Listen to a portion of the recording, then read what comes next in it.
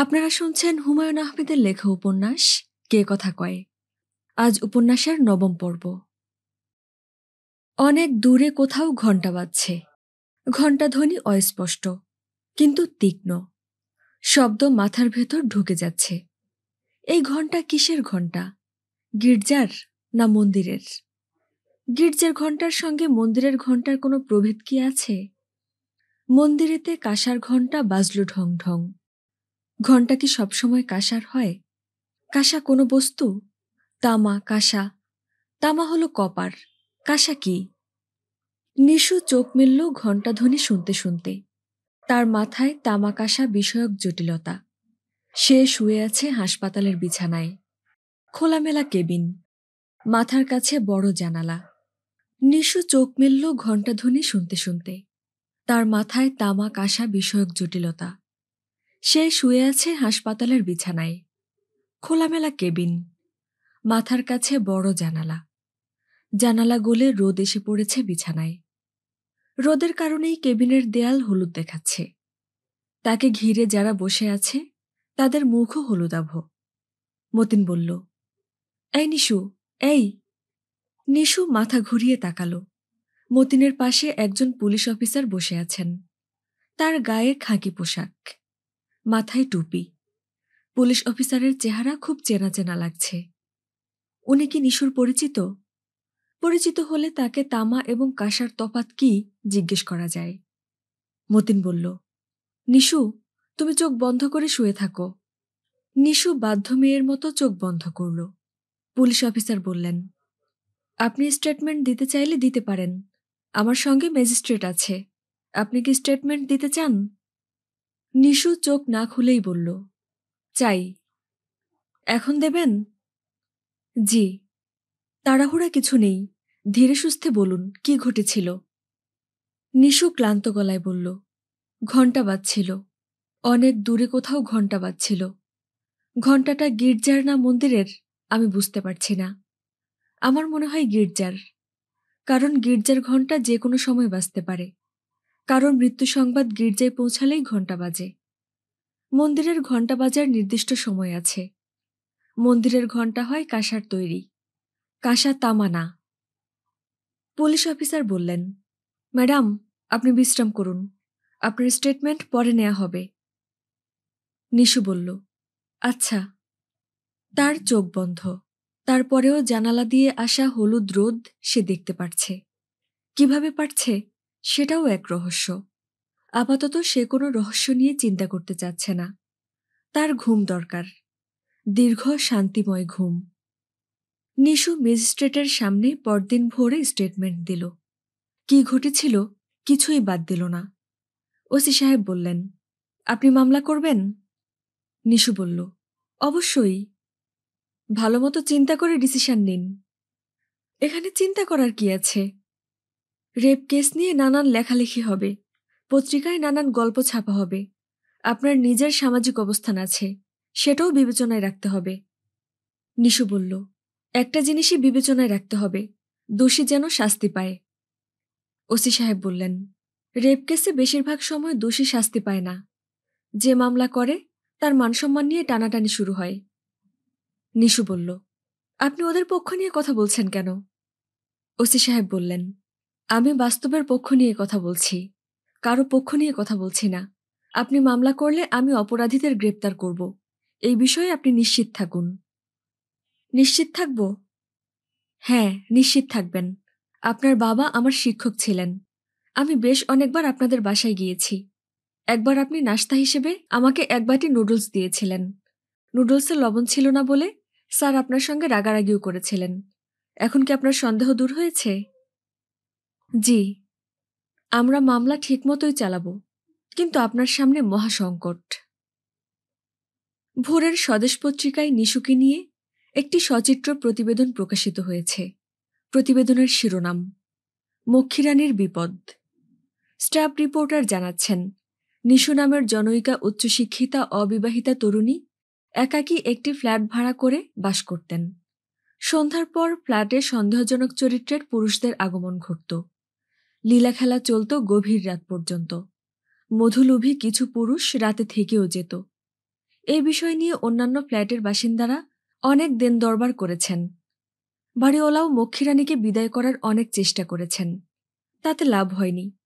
এখন মক্ষীরানী নিজের কাটা খালের পানিতে হাবুডুবু খাচ্ছেন।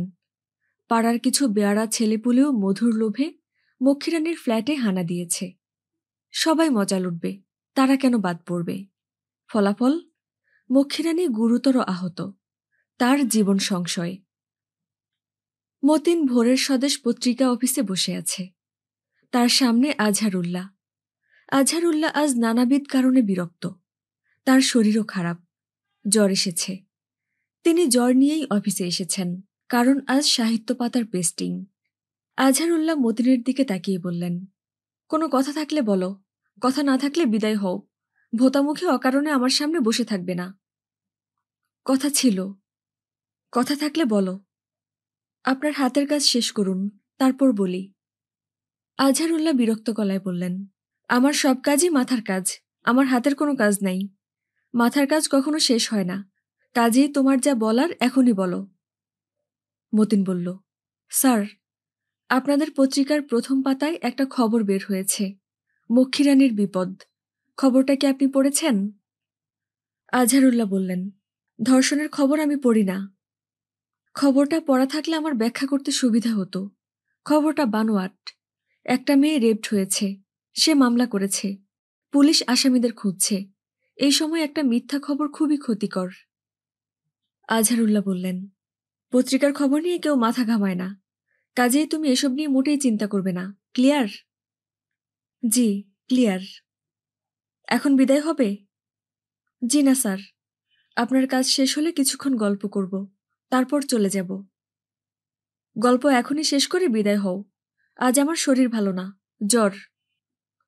মতিন বলল, গল্পটা রবীন্দ্রনাথের গান বিষয়ক। রবীন্দ্রনাথের একটা গান আছে, গীতবিতানে বর্ষার গান অংশে।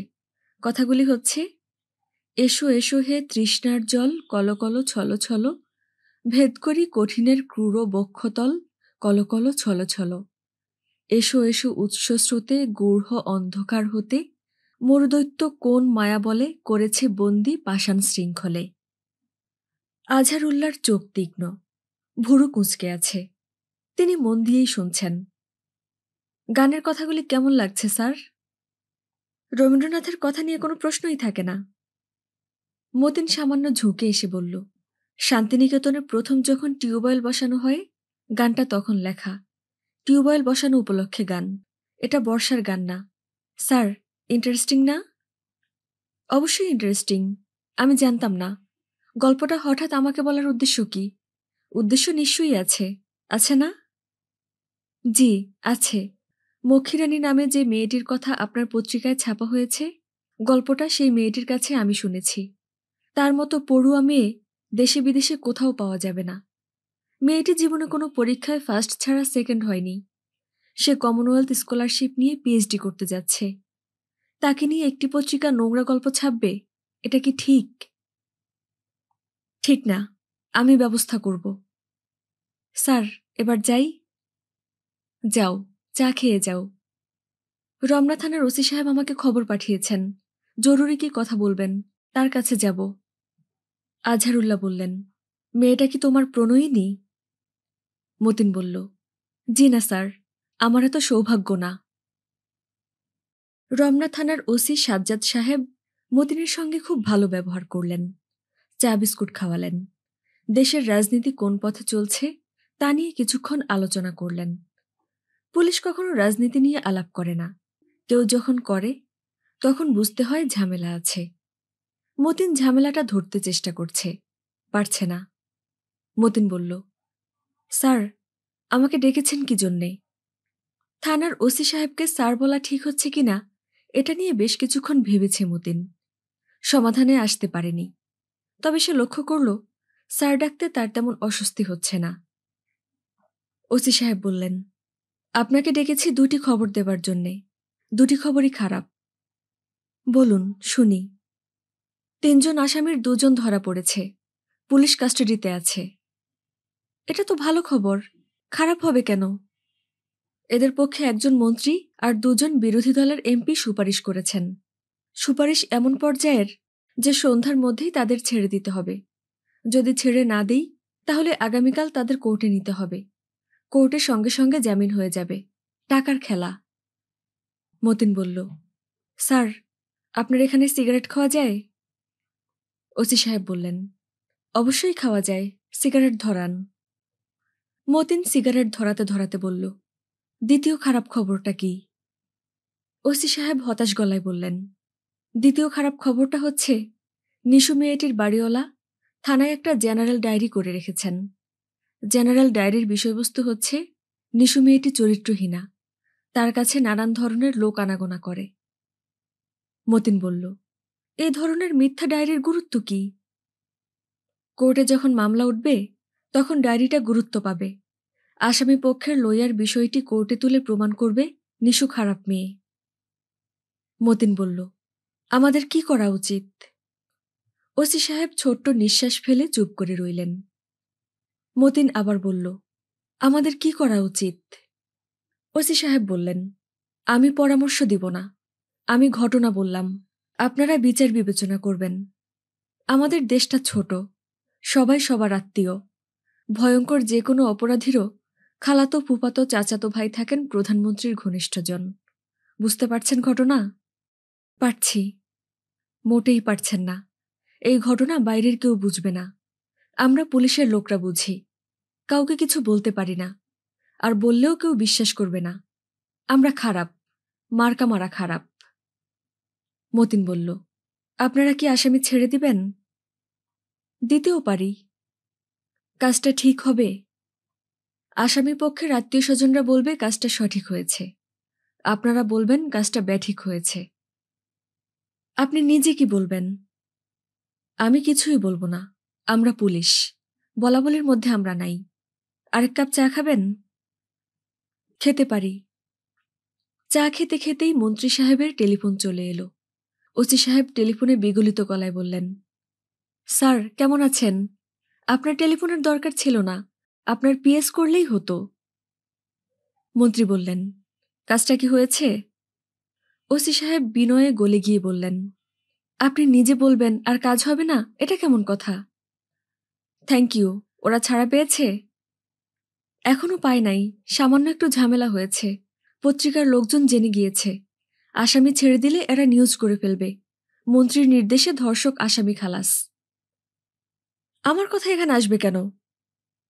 অবশ্যই আসবে না স্যার, আমি কথার কথা বললাম। আপনি স্যার একটা লিখিত অর্ডার দিলে আমার জন্য সুবিধা হয়, সঙ্গে সঙ্গে আসামি খালাস করে দিতে পারি। আমার মুখের কথা কোনো কথা না? স্যার, এটা আপনি কি বলেন? আপনার মুখের কথার উপরে কোনো কথা আছে? তবে স্যার, একবার পূর্তমন্ত্রীর টেলিফোনে আসামি থানা হাজত থেকে ছেড়ে দিয়েছিলাম, সেটা নিয়ে এমন ক্যাচাল লেগে গেল। পূর্তমন্ত্রী বললেন টেলিফোনে তার সঙ্গে আমার কোনো কথাই হয়নি, আমার চাকরি যায় যায় অবস্থা। ওসি সাহেব। জি স্যার। আপনি ভালো তেঁদর আছেন, তবে আমার কাছে তেঁদর ঠিক করার মন্ত্র আছে। ওসি সাহেব টেলিফোন রাখতে রাখতে ছোট্ট নিঃশ্বাস ফেলে বললেন, নিশুর বাবা আমার ডাইরেক্ট টিচার ছিলেন।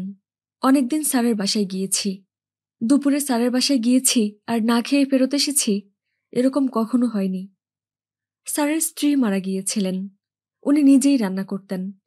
একবার কচুরলতি দিয়ে মুরগি রান্না করলেন। আপনি কি কচুরলতি দিয়ে মুরগি কখনো খেয়েছেন? মতিন বলল, জি না। আমিও খাইনি, এই প্রথম, এই শেষ। মতিন বলল, খেতে কেমন ছিল? খেতে কেমন ছিল মনে নেই। ভালো কথা মনে করেছেন, একদিন আমার স্ত্রীকে বলবো রান্না করতে। রাজি হবে কিনা জানি না, মেয়েরা ট্রেডিশনের বাইরে যেতে পারে না। মতিন উঠে দাঁড়াল, তাকে কিছু কাজকর্ম করতে হবে। 2-1 দিনের মধ্যেই নিশু হাসপাতাল থেকে ছাড়া পাবে। নিশুর থাকার ব্যবস্থা করতে হবে, পুরনো ফ্ল্যাটে ফিরে যাওয়ার প্রশ্নই ওঠে না।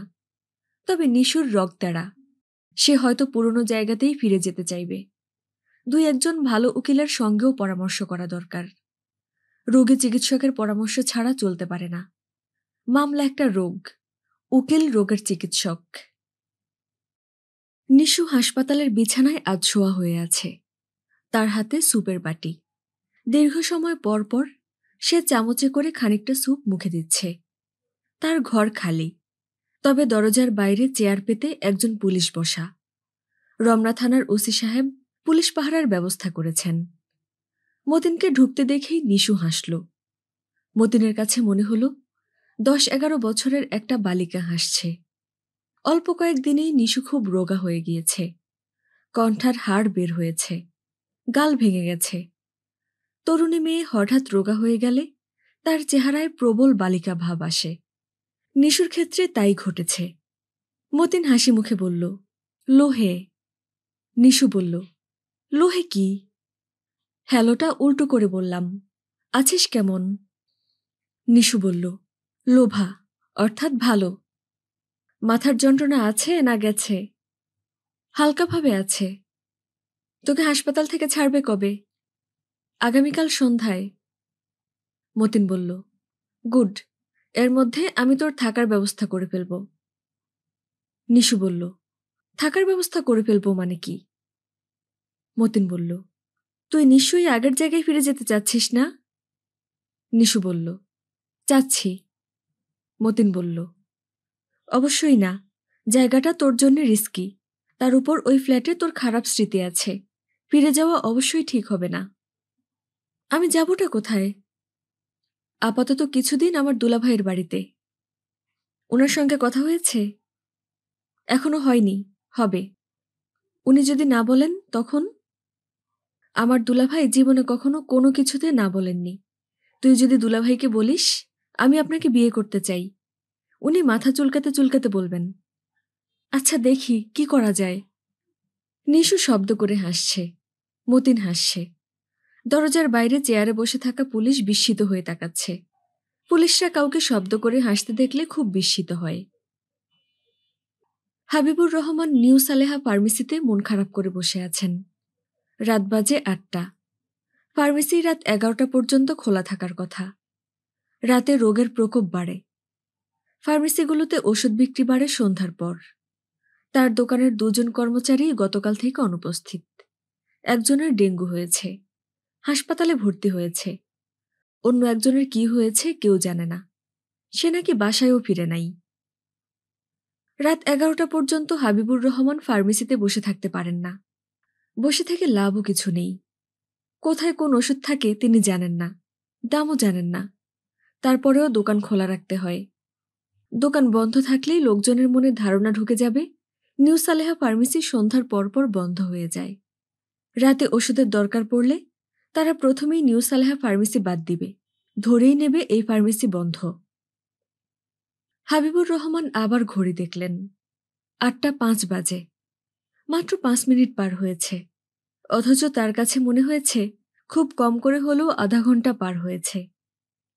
তিনি ঠিক করে রেখেছেন রাত 9টা পর্যন্ত অপেক্ষা করবেন। 9টার সময় ফার্মেসি বন্ধ করে যাবেন নিরাময় ক্লিনিকে। তৌহিদাকে দেখে আসবেন। গতকাল যেতে পারেননি। তৌহিদা নিশ্চয়ই অপেক্ষা করেছে। আজকে যেতেই হবে। দুলাভাই, ঘুমাচ্ছেন নাকি? হাবিবুর রহমান জেগেই ছিলেন। ফার্মেসির দরজার দিকে তাকিয়েও ছিলেন। তারপরেও তিনি কেন মতিনকে ঢুকতে দেখেননি এটা ভেবে বিস্মিত বোধ করলেন। মতিনকে দেখে তার ভালো লাগছে।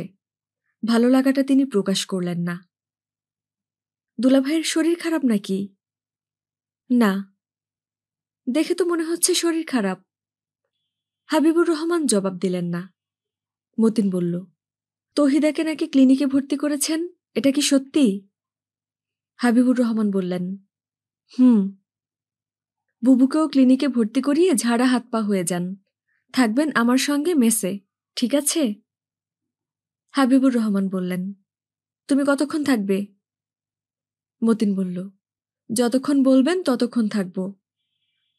রাতে আমার সঙ্গে খাওয়া দাওয়া করো। আচ্ছা। বাসায় ফেরার পথে তৌহিদাকে দেখে যাব, তুমিও সঙ্গে চলো।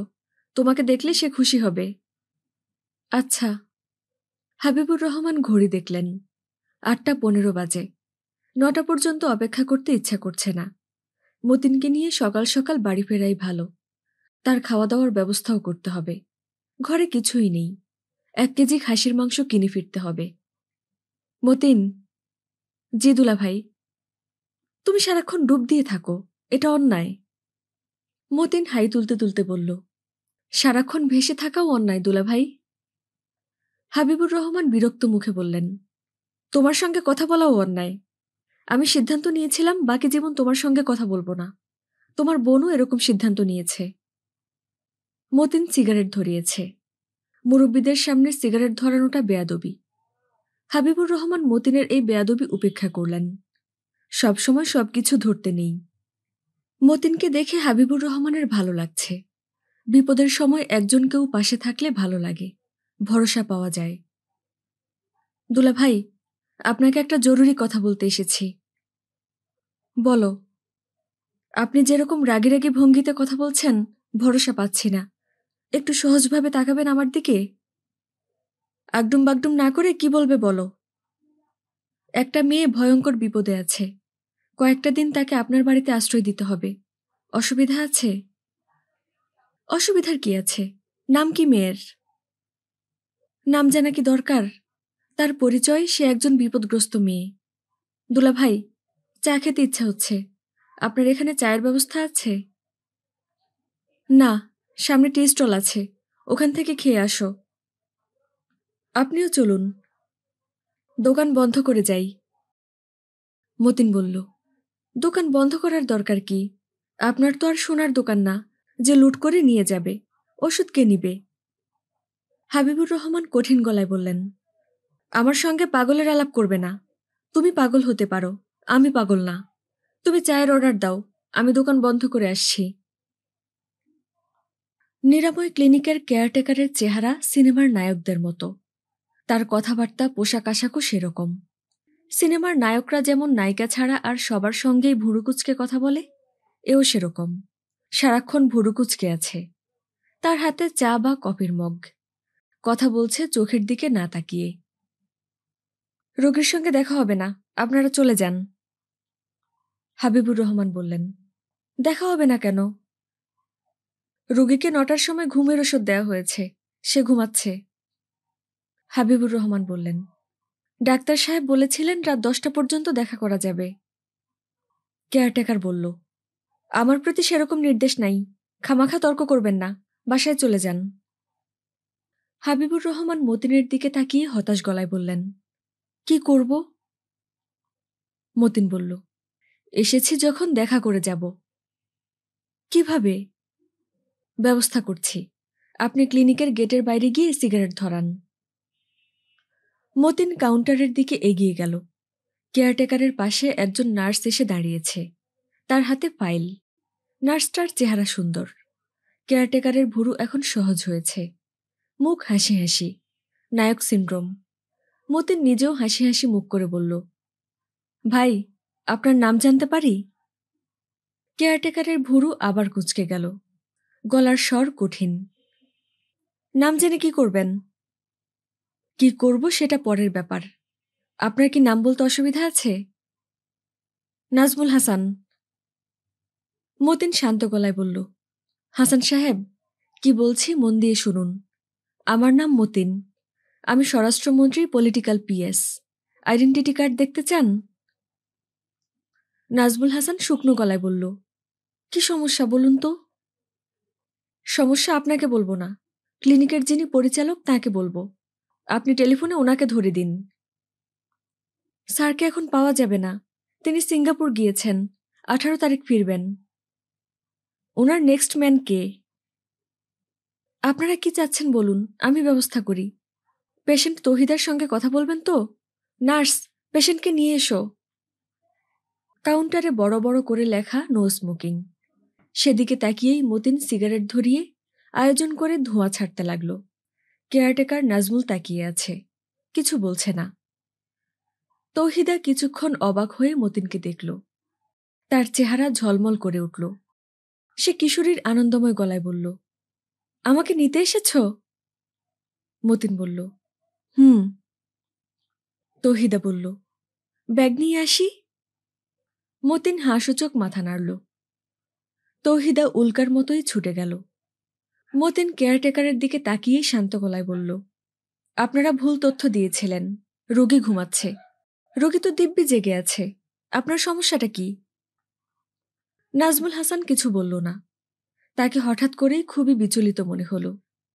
মতিন বলল, পেশেন্টের রিলিজের ব্যবস্থা করুন।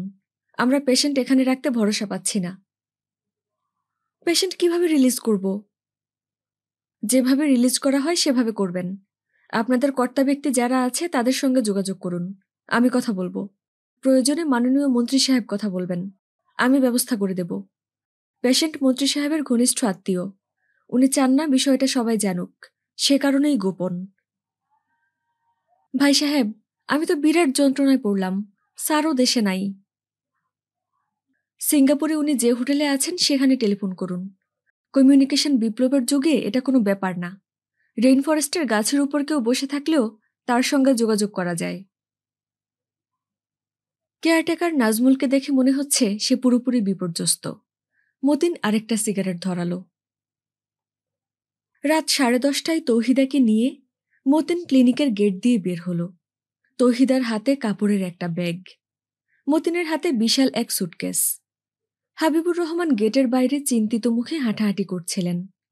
দুজনকে বেরোতে দেখে অবাক হয়ে বললেন, এ কি?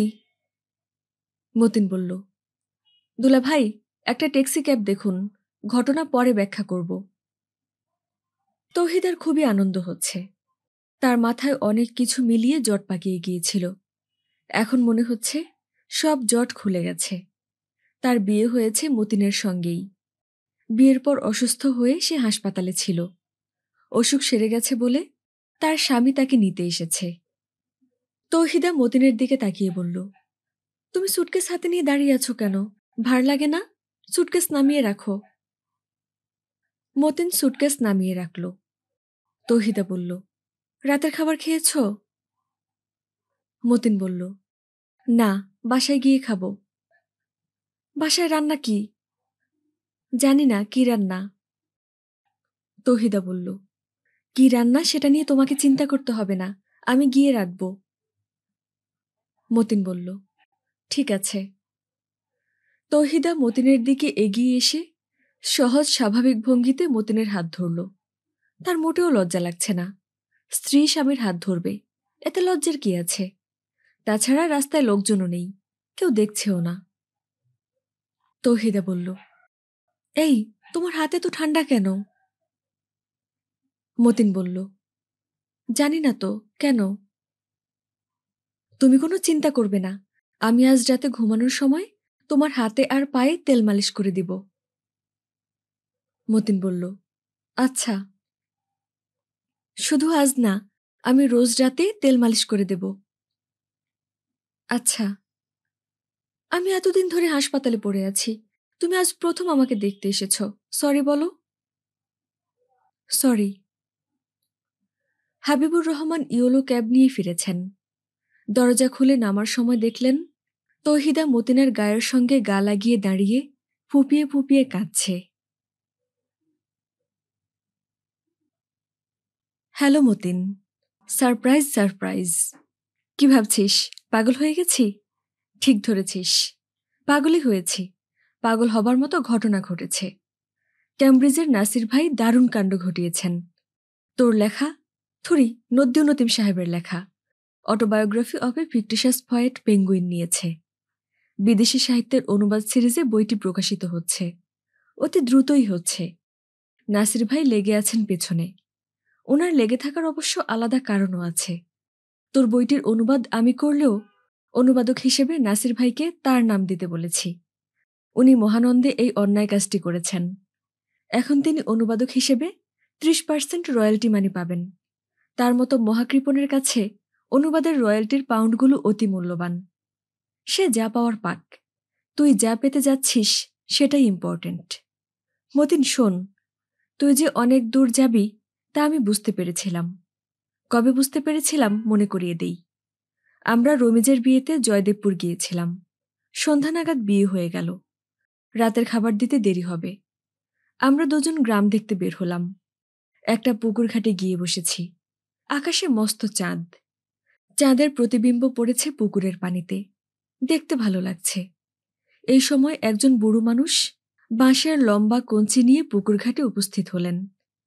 তিনি কঞ্চি দিয়ে পুকুরের পানিতে কি যেন করলেন। এই সময় তুই হঠাৎ উত্তেজিত গলায় বললি, চাঁদটা কিরকম লাজুক দেখেছিস? বুড়ো চাঁদটাকে কঞ্চি দিয়ে যখনই ছুঁয়ে দিচ্ছে তখনই চাঁদটা লজ্জায় শতখণ্ড হয়ে যাচ্ছে, আবার নিজেকে জড়ো করছে, আবার সে শতখণ্ড হচ্ছে। পানিতে চাঁদের প্রতিবিম্ব স্পর্শমাত্র শতখণ্ড হবে এটা আমরা জানি, জানি না এই ব্যাখ্যা। একজন বড় মাপের সৃষ্টিশীল মানুষের কাজ সৌন্দর্য ব্যাখ্যা করা। এই কাজটি তুই কি চমৎকারভাবেই না করলি। তার পরপরই তুই বিষয়টি নিয়ে কবিতা লিখলি। কবিতার শিরোনাম অদ্ভুত, বৃদ্ধ রমিজ মিয়ার হাতে চন্দ্র নিগৃহীত। কবিতার লাইনগুলি তোর কি মনে আছে? আমার মনে আছে। রমিজ মিয়া ইনসমনিয়ার রুগী, দিনে কিছুক্ষণ ঘুমুলেও রাত নির্ঘুম, তার কাছে রজনীয় দিবসের মতোই নিঝুম। আচ্ছা থাক, কবিতা থাক, আমরা এখন থেকে কথা বলবো মহান নদ্যুনতিম সাহেবের গদ্য নিয়ে। জয় গদ্য। কুহক লেখনি ছুটায়ে কুসুম তুলিছে ফুটায়ে। বল দেখি কার লাইন? বৃদ্ধ রবীন্দ্রনাথের। তিনিও কিন্তু ইনসমনিয়ার রোগী, বৃদ্ধ রমিজ মিয়ার মতো চন্দ্রশাসন করেছিলেন। এই বিষয়ে আমারও এখন একটা প্রবন্ধ লিখতে ইচ্ছা করছে। প্রবন্ধের নাম চন্দ্রশাসন। তোকে দেখে উৎসাহ পাচ্ছি। তুই কি আমার আনন্দ বুঝতে পারছিস? খবরটা পেয়ে এত আনন্দ হলো, ইচ্ছা করল এক বোতল শ্যাম্পেন একাই খেয়ে ফেলি। জঙ্গলে শ্যাম্পেন কোথায় পাবো? শেষে কি করলাম শোন। সব কাপড় খুলে ন্যাংটো হয়ে কিছুক্ষণ ছুটাছুটি করলাম। প্রবল আনন্দের সময় মানুষ গায়ের বসন খুলে ফেলতে চায়। এই বিষয়টি কি তুই জানিস? না জানলে নাই, আমি জানি তাতেই চলবে। আজ এই পর্যন্তই। তোর অনুরাগী পাঠক, নঠিক ধাগা। কঠিন গাধা উল্টো করে লিখলাম নঠিক ধাগা। তোর মতো হবার ব্যর্থ চেষ্টা। কমল ছাদে, সে বসেছে বেতের চেয়ারে। তাকে একটু দূর থেকে লক্ষ্য করছে রহমত। কমলের উপর চোখ রাখার দায়িত্ব রহমতের। চোখ রাখার কাজটা এমনভাবে করতে হয় যেন কমল বুঝতে না পারে। রহমত সিঁড়িঘরের দরজার কাছে দাঁড়িয়ে আছে। তার বাথরুমে যাওয়া প্রয়োজন, সে যেতে পারছে না। কমল তাকিয়ে আছে লিফট রুমের ছাদের দিকে। ছাদে ওঠার লোহার সিঁড়ি আছে। কয়েকটা কাক লোহার সিঁড়িতে বসে আছে। একটা কাক বসেছে 3 ধাপ সিঁড়িতে, 2টা কাক বসেছে 4 ধাপে, 3 ধাপে বসেছে একটা কাক। 3 ধাপ সিঁড়ি আর একটা কাক হলো 4, জোড় সংখ্যা। 4 ধাপে বসেছে 2টা কাক, 4 ধাপ যোগ 2টি কাক হলো 6, আবার জোড় সংখ্যা। একটা কাক রেলিংয়ে বসে আছে। এই কাকটা যদি উড়ে আসে তাহলে কি হবে? সে কোথায় বসবে? তার বসা উচিত 1ম ধাপে কিংবা 5ম ধাপে। কমল প্রবল উত্তেজনা বোধ করছে। একটা সমস্যাও আছে। সিঁড়ির ধাপের সঙ্গে কাককে যোগ করা যায়? সিঁড়ির ধাপ এক জিনিস, কাক অন্য জিনিস। রেলিংয়ে বসা কাকটা সিঁড়িতে বসল না, তবে সিঁড়ি থেকে একটা কাক উড়ে গেল। কি আশ্চর্য! তারপরও জোড় সংখ্যা বজায় রইল, কারণ 4র্থ ধাপ থেকে একটা কাক উড়ে যাবার সঙ্গে সঙ্গে 4র্থ ধাপের কাকটা বসেছে 5ম ধাপে।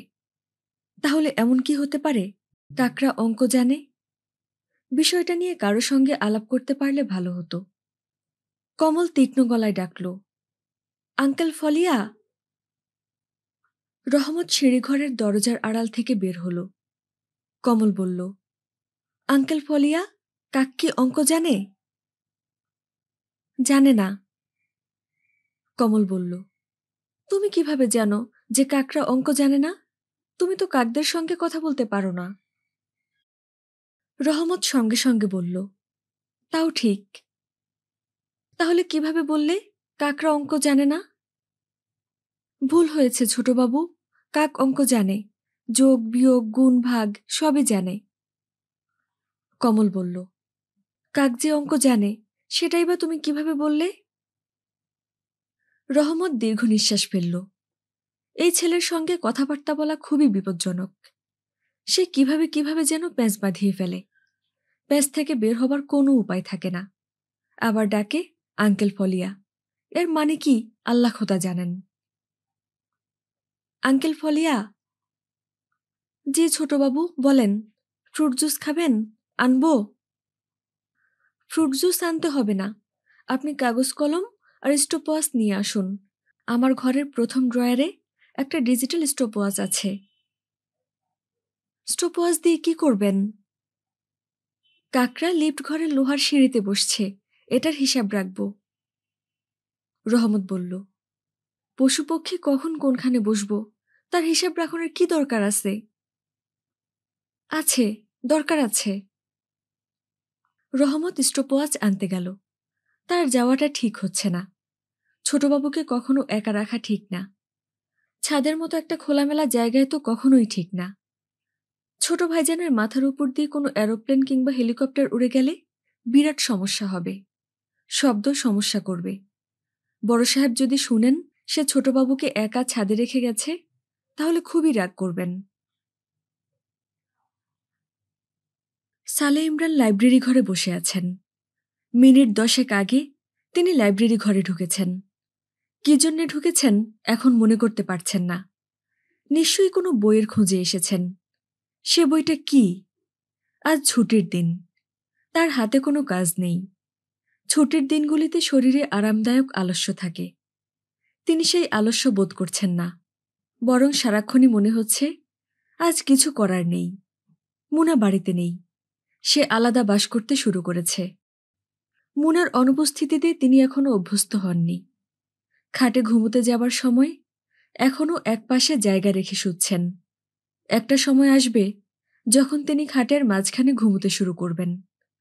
তখন বুঝতে হবে তিনি মুনার অনুপস্থিতিতে অভ্যস্ত হয়ে উঠেছেন। মানুষ অতি দ্রুত অভ্যস্ত হয়, এটাই ভরসার কথা। সালে ইমরান চোখ বন্ধ করে লাইব্রেরি থেকে একটা বই নিলেন। তিনি ঠিক করেছেন হাতে যে বই উঠে আসবে সেটাই তিনি পড়বেন। পুরো বই পড়ার ধৈর্য তার নেই, কাজেই পড়বেন একটা পৃষ্ঠা। চোখ বন্ধ করে বইটা মেলবেন। যে পৃষ্ঠা উঠে আসে সেটাই পড়বেন। এক ধরনের খেলা। বয়স্ক মানুষরাও গোপনে শিশুদের মতো কিছু খেলা খেলে। সালে ইমরানের হাতে একটা কবিতার বই উঠে এলো, 100 poems by 100 poets। তিনি ভুরু কুঁচকালেন। কবিতা তার বিষয় না, তিনি কখনো কবিতা পড়েন না। বইটি রেখে কি আরেকটি বই নিবেন, নাকি আগে যেভাবে ঠিক করা ছিল সেইভাবেই এগুবেন? চোখ বন্ধ করে পাতা উল্টাবেন। যে কবিতাটি উঠে আসে সেটাই পড়বেন। তিনি পাতা উল্টালেন। একটা কবিতা বের হলো, যার শিরোনাম এক্কিপিউ। এর মানে কি? কবির নাম জেমস জয়েস, অতি বিখ্যাত নাম, কিন্তু এক্কিপিউ এর মানে কি? Of the dark past a child is born, with joy and grief my heart is torn. এই কবিতারই বা মানে কি? অন্ধকার অতীত থেকে একটি শিশুর জন্ম হল। আমি তাতে আনন্দিত এবং দুঃখিত। প্রবল আনন্দ এবং শোকে আমার কলিজা ছিঁড়ে আছে। একটা কবিতা একই সঙ্গে আনন্দের এবং শোকের হবে কিভাবে? বর্ণের সঙ্গে মিল দেবার জন্যই কি টর্ন শব্দটা এসেছে? সালে ইমরান কবিতার বই জায়গা মতো রেখে দিলেন। গলা উঁচিয়ে রহমতকে ডাকলেন। তখন মনে পড়ল রহমত কমলকে নিয়ে ছাদে গেছে। তিনি কি এখন ছাদে যাবেন? কমলের সঙ্গে কিছুক্ষণ গল্প করা হবে। তাদের অবশ্য আজ রাতে ছবি দেখার প্রোগ্রাম আছে। ছবির নাম স্টকার, সায়েন্স ফিকশন। সালে ইমরান ছাদের দিকে রওনা হলেন। ছাদ পর্যন্ত লিফট নেই, লিফট 3 তলা পর্যন্ত। তাকে কিছু সিঁড়ি ভাঙতে হলো। তার মাথায় এখনো কবিতাটা ঘুরছে, of the dark past a child is born. কবি কি শিশুর মাতৃগর্ভের অন্ধকারের কথা বলছেন? গল্প পাঠের সাথে থাকার জন্য ধন্যবাদ। গল্পের পরবর্তী পর্বগুলো শোনার জন্য সাবস্ক্রাইব করে আমাদের পাশে থাকুন। আর অবশ্যই নিজের যত্ন নিন এবং ভালো থাকুন। টাটা।